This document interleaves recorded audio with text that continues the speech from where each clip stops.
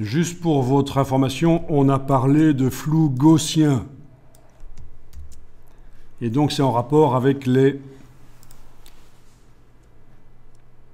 courbes de distribution de Gauss. Comment ça marche? C'est très simple dans Photoshop. Quand on demande un flou gaussien, il regarde chaque pixel et il va mélanger les valeurs de ce pixel avec les valeurs des pixels avoisinants. Et plus les pixels sont éloignés du pixel sur lequel on travaille, moins il y a de valeurs de ces pixels-là qui sont intégrés aux pixels sur lesquels on travaille. Vous voyez? Et pour chacun des pixels, les millions de pixels de l'image, les pixels avoisinants, il y a leurs caractéristiques qui migrent quelque part vers le pixel sur lequel le filtre est appliqué. Mais plus c'est éloigné, moins il y a de quantité qui migrent. Donc c'est ça, c'est une courbe gaussienne pour appliquer le flou. C'est tout bête, c'est du transfert d'informations. Comme ça, vous voyez comment ça fonctionne. Des interrogations philosophiques là-dessus? Non? Tout va bien? Ok. Voilà, les courbes de Gauss, on les rencontre à 36 000 endroits dans la société. Et en 2024, on parle beaucoup du Gaussian splatting, qui est vous avez peut-être entendu parler. C'est une nouvelle technique de capture des objets en 3D. Donc c'est révolutionnaire. Il y a de l'intelligence artificielle pour traiter les données, donc ça veut dire vous capturez des objets, des scènes, et vous les récupérez dans un logiciel 3D.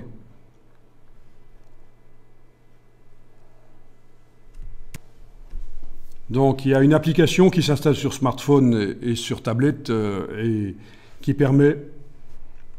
Alors ils ont une partie Imagine où on peut générer des objets 3D en rentrant des prompts, on indique ce qu'on veut. Mais ça, c'est nouveau chez eux. C'est l'avenir pour générer des objets 3D. Mais depuis longtemps, ils ont la partie capture, où on capture la vraie vie, les scènes, des objets.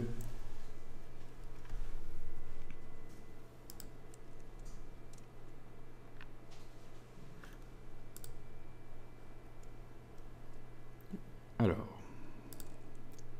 il y a énormément de captures qui ont été faites par plein de gens. Bon, une au hasard, voilà. Et ça, c'est le Gaussian splatting. J'en profite parce que le mot gaussien est revenu fort dans début 2024 chez les 3Distes. C'est revenu fort à la mode, voilà. Donc dès que j'arrive sur la scène, c'est un mouvement de caméra autour des objets. Vous voyez, au niveau complexité d'objets, c'est quand même pas triste, hein. Je clique, je peux bouger comme je veux dans la scène, je peux zoomer, voilà. Donc c'est Luma AI, Luma AI. Et alors ce qui est génial, c'est qu'on peut aussi exporter les objets en tant qu'objets 3D, les récupérer dans un logiciel 3D. Pour l'instant, c'est pas terrible, mais en tant qu'objet dans une scène, pour agrémenter une scène, dans un jeu vidéo, quoi, ça passe. Je ne sais pas exporter un objet que je n'ai pas capturé moi-même. Mais ici, il y a une capture que j'ai faite récemment. Et là, je l'ai récupéré en 3D dans un logiciel 3D. Alors, ça a pris 10 minutes pour capturer ça, même pas. Imaginez le temps qu'il faudrait à un infographiste pour modéliser ces objets très complexes. Peut-être 1 heure ou 2 au minimum pour quelqu'un qui est très doué.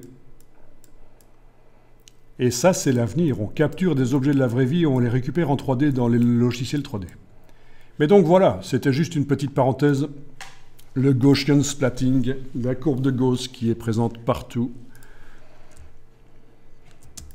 Et on va revenir à notre histoire de pochoir.